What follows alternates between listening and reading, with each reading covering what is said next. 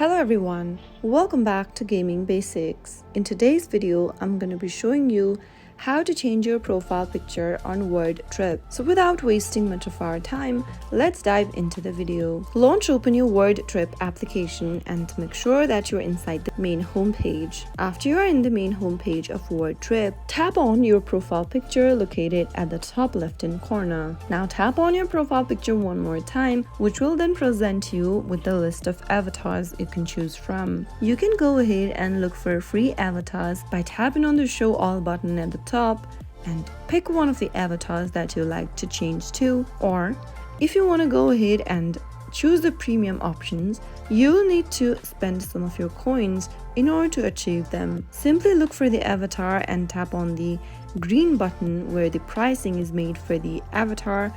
You'll need to go ahead and spend some of the amount displayed on the screen in order to change to one of these profile avatars.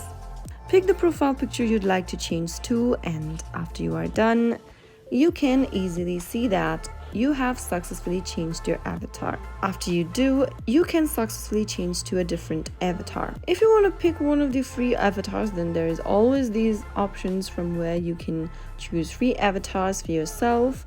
If you've logged in with your Facebook account, you will be able to see your current profile picture for your Facebook account, and it will also be used as your avatar on WordTrip. So that is how you will be able to change your profile picture or your avatar on WordTrip. If you found the video to be helpful, go ahead and give us a thumbs up. Don't forget to subscribe to our channel by hitting the subscribe button.